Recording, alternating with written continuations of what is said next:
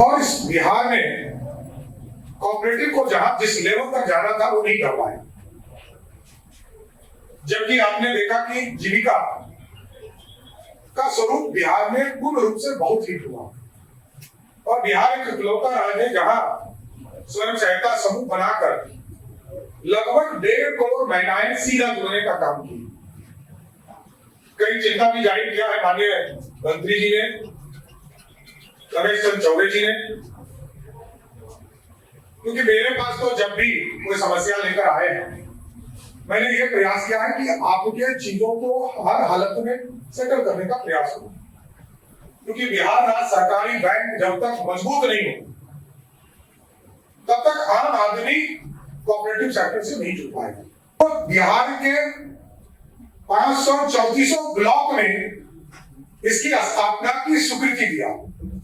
ये किसी एक ब्लॉक में नहीं, सभी ब्लॉक में हमारे यहाँ जो, और ये जब तक पूर्ण रूप से नीचे स्तर तक नहीं जाएगा तब तक समाज में कोऑपरेटिव के प्रति विश्वास बढ़ेगा नहीं, जबकि सभी जिले में हम काम कर रहे हैं। दूसरा, आज से मैं 26 साल पहले बागवानी मंत्री था साथियों, और मैंने ये आदेश किया था कि कम से कम 101 अनुमंडल में हमको कोल्ड स्टोरेज बनाने चाहिए।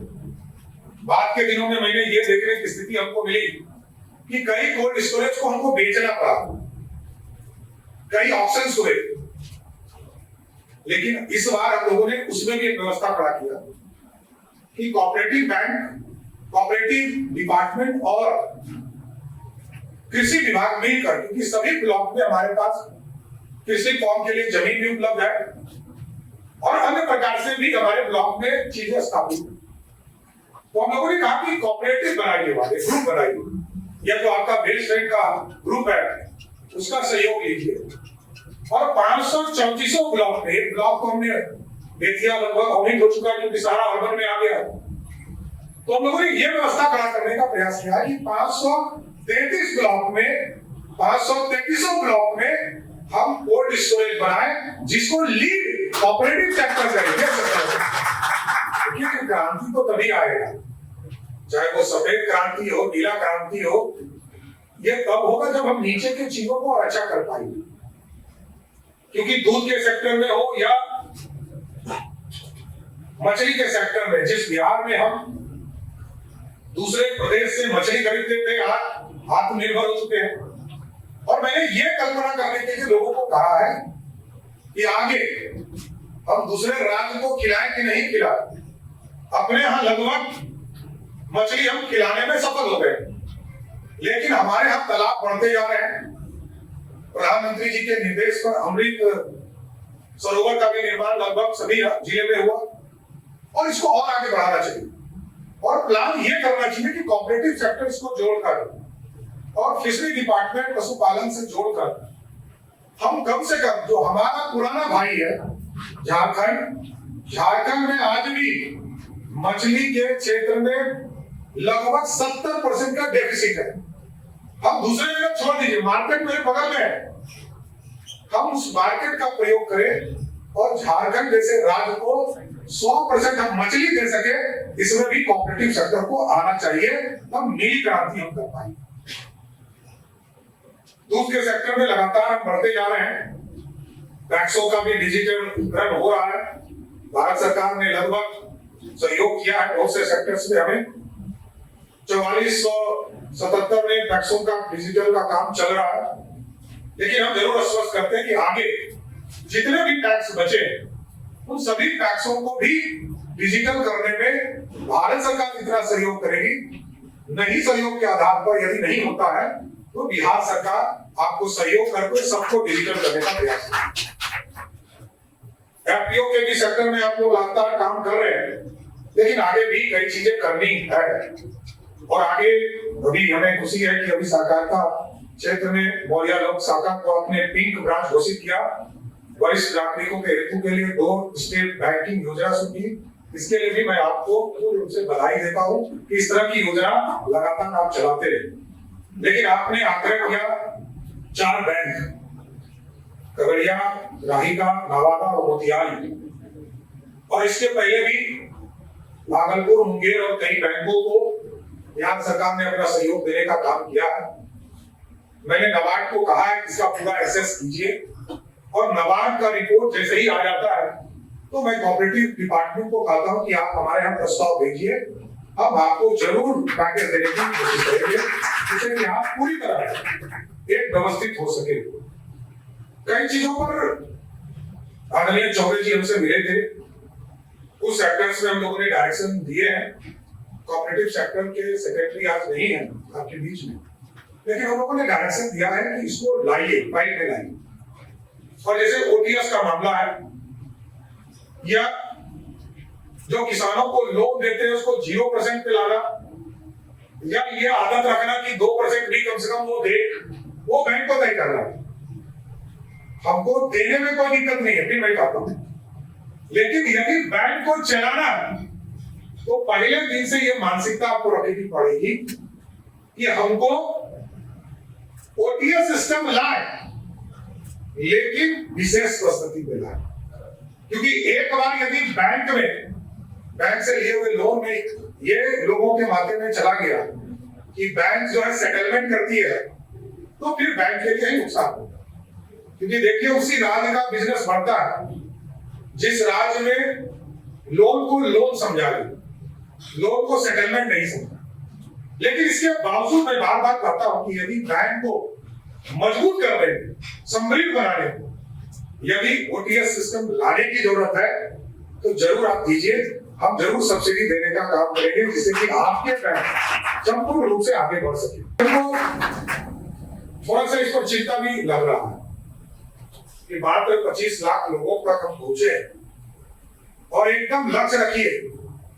मैं तो पूर्ण रूप से आपको स्वस्थ करता हूं कि आगे के दिनों में ऐसा लक्ष्य रखना चाहिए कि अगले 200 दिनों में या 1 साल में ये टारगेट रखिए कि आज यदि 24 लाख लोग तक हम कोऑपरेटिव को पहुंचाए हैं तो इसको लक्ष्य को 1 करोड़ का लक्ष्य रखिए, जिससे कि बिहार में यदि आर्थिक सामाजिक क्रांति चाहते हैं तो कोऑपरेटिव को लाना, कोई दूसरा उपाय नहीं है। देखिए मैं 2 सिर्फ एग्जाम्पल आपको देता हूं। मैं 2014-15 में नगर विकास मंत्री था। मैंने पटना मेट्रो का फाइनल डिजाइन तय किया, डीपीआर तय किया, मात्र 14,885 करोड़ रुपया बजट था। आज जब आदरणीय प्रधानमंत्री जी अगले 2 महीने के अंदर आएंगे, उसका उद्घाटन करेंगे, तो ये बढ़कर 28,000 करोड़ रुपया, और तब लगभग पूरे कार्य का 1/3 इलाके में हम मेट्रो चालू करेंगे। कितने दिनों के बाद? 11 साल में, क्योंकि सरकार सिर्फ पैसा दे रही है। लेकिन यदि इसको भी हमने कोऑपरेटिव सेक्टर से जुड़ा होता, एक ग्रुप बनाया होता बिजनेसमैन से, जिसको कहते हैं पीपीपी मोड, तो हम 2014 में शुरू करते और 2017-18 में पूरा कर लेते, और आज रेवेन्यू मॉडल हो गया। पटना का अभी जो लाइफ लाइन बना है, जिसको मैरिन ड्राइव हम कहते हैं, मतलब यदि नॉर्थ बिहार के किसी जिले में जाना है या साउथ बिहार के भी किसी जिले में जाना है, तो उस रोड पर चढ़ जाइए और आप आराम से पटना से बाहर चले जाइए। ये भी 2013 में इसका शिलान्यास हुआ, 14 में काम शुरू हुआ, और क्योंकि सरकार ने राशि लगाया तो धीरे धीरे चीजों को हमने किया। कितने साल लगे? 12 साल इसको पूरा करने, और मात्र 6,000 करोड़ का बजट था। अभी मैंने 3 बड़ी परियोजना शुरुआत कर रहा हूं। पटना के दीघा से लेकर कोइलवर तक एक एक्सप्रेसवे बना रहा हूं, मुंगेर से लेकर भागलपुर तक गंगा के किनारे एक्सप्रेसवे बना रहा हूं, और दोनों परियोजना में आज के तारीख में सरकार से 1 रुपया नहीं दे रहा हूं, लग रहा है 17,000 करोड़ रुपया। इसलिए मैंने कहा कि अब हमको आगे बढ़ना पड़ेगा। पटना में एक होटल अभी हमने एक तरह से लीज पर दिया, इनकम टैक्स के बगल में आप देखते हैं, पहले पाटलिपुत्रा के नाम से वो जाना जाता था। 28 करोड़ रुपया हम शुद्ध पैसा पहले ले रहे, 7 करोड़ रुपया प्रत्येक साल वो पैसा हमको देगा, और वहां पर एक 5 स्टार होटल बनेगा। हम गया में 5 स्टार बना रहे, अभी जो हम लोगों ने वहां स्टेट गेस्ट हाउस बनाया था उसको भी कन्वर्ट कर रहे हैं, जो वहां पर जेडब्ल्यू मैरियट के जॉइंट वेंचर में लगेगा। कई चीजें ऐसे करने पड़ेंगे। वेदांता को देखिए, जमीन हमने दिया, सरकार का 33% की हिस्सेदारी है, और आज के तारीख में वेदांता बिहार का सबसे बड़ा हॉस्पिटल है प्राइवेट सेक्टर। हम शंकरा नेत्रालय बना रहे हैं। प्रधानमंत्री जी का विशेष आग्रह था कि हम लोगों ने बनारस में दिया है, पटना भी देना चाहिए। अभी मुख्यमंत्री जी से हम लोगों ने शिलान्यास किया है। इसलिए मेरा ये मानना स्पष्ट है, कोऑपरेटिव सेक्टर जिसे कि आम लोगों को उद्योग से जोड़ना, और जो सरकार को करना था वो हो चुका। बेसिक नीड, गांव में सड़क पहुंचाना, गांव में पानी पहुंचाना, बिजली पहुंचाना, बेसिक एमिनिटीज पहुंचाना का काम लगभग पूरा हो चुका। लेकिन अब मेरा आग्रह है, कोऑपरेटिव सेक्टर एक ऐसा सेक्टर है, अब देखिए काउ बैंक माना जाता है बिहार में, और दूध उत्पादन कौन करता है? गुजरात। कैसे हम मारेंगे? क्योंकि वहां लोगों ने उद्योग बनाए, वहां की महिलाएं सवेरे से जब परिवार के पुरुष निकल जाते हैं घर से, तो वहां के मिल्क फार्मिंग पर काम शुरू करती है, पूरा उद्योग बनाती है। और वहां दुनिया को, छोड़ दीजिए हिंदुस्तान को, दुनिया को कोई यदि दूध दे रहा है, उस राज्य का नाम है गुजरात। आज अमूल पूरे दुनिया में, हम भी धीरे धीरे बढ़ा है, ऐसा नहीं कि नहीं बढ़ा। हमारे यहाँ तो ऐसा दूध है कुछ इलाके में, दरभंगा का कुछ इलाका, समस्तीपुर का इलाका, कुछ खगड़िया का इलाका, सहरसा का इलाका, कि वहां के दही को दीवार पर फेंक दीजिए, तो दीवार से नीचे नहीं गिरेगा। भाई आपको का हमारे यहाँ कसरैया धार, उसके बाद मां कात्यायनी स्थान का इलाका है, सहरसा, दरभंगा और खगड़िया का बॉर्डर, वहां के दही को आप जाके देखिए, वो आप दीवार पर फेंकिएगा, वो नीचे नहीं आएगा। लेकिन क्योंकि हम इसको उद्योग नहीं बना पाए, हम उद्योग के साथ साथ अभी तक तो अपने जीवन में इसको सिर्फ ला रहे हैं, लेकिन हम इसको आगे बढ़ना पड़ेगा। इसलिए मैं कोऑपरेटिव सेक्टर को एकदम चाहता हूं कि पूरा मास्टर प्लान बनाए, और बिहार राज्य सहकारी बैंक लिमिटेड इसमें सहयोग करे। और जो हमारे सभी जिले के अध्यक्ष यहाँ बैठे, हम सबसे आग्रह करेंगे कि आप अपने यहाँ, जो प्रधानमंत्री जी और मुख्यमंत्री जी ने निर्णय लिया है कि एक जिले में एक किसी चीज को तय कीजिए, चाहे वो वेजिटेबल हो या कोऑपरेटिव सेक्टर से केसेस को जोड़ सकते हैं, इसको तय कीजिए, और सभी जिले में एक पूरा प्लान बनाकर आगे बढ़ना चाहिए। क्योंकि मेरा एकदम स्पष्ट मानना है कि हम बिहार के लोग बाहर श्रमण करने के लिए श्रमिक के तौर पर जाते हैं। आज भी लगभग 2 से 2.5% लोग बिहार से बाहर मजदूरी करने जा रहे हैं।